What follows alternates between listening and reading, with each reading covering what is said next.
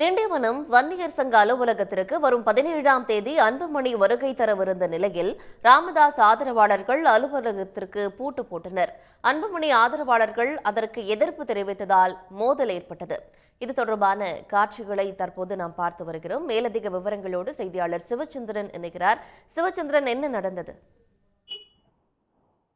பாட்டாளி மக்கள் கட்சிக்குள் பாமக நிறுவனர் மருத்துவர் ராமதாசுக்கும் அன்புமணி ராமதாசுக்கும் ஏற்பட்ட மோதல் காரணமாக இரு அணிகளாக செயல்பட்டு வந்த நிலையில்தான் நேற்று தைலாபுரம் தோட்டத்தில் அவருடைய இல்லத்தில் செய்தியாளர்களை சந்தித்த பாமக நிறுவனர் மருத்துவர் ராமதாஸ் அன்புமணியை பாமகவிலிருந்து அந்த செயல் தலைவர் பதவி மற்றும் அடிப்படை உறுப்பினரிலிருந்து நீக்குவதாக ஒரு பரபரப்பான அறிவிப்பை தெரிவித்திருந்தார்.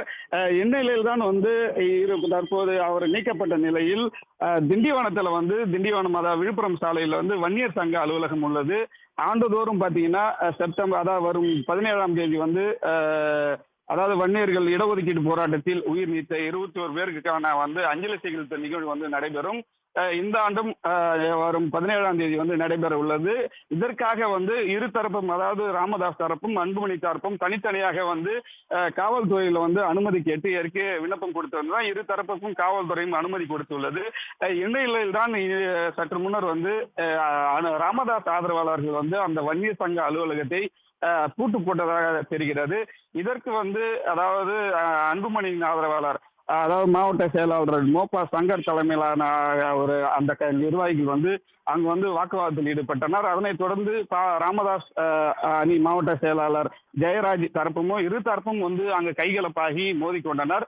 அவர்களை சம்பவ இடத்திற்கு வந்த போலீசார் அவர்களை அப்புறப்படுத்தி விலகி செல்லுமாறு விலக்கிவிட்டு அனுப்பினர்.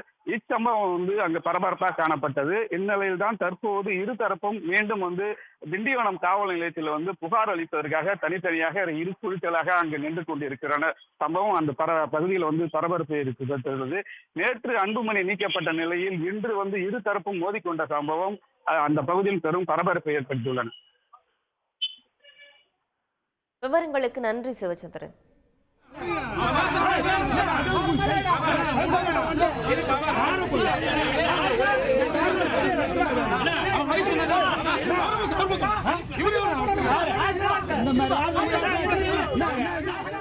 உடனுக்குடன் செய்திகளை தெரிந்து கொள்ள சன் நியூஸ் பெல் ஐகானை கிளிக் பண்ணுங்க.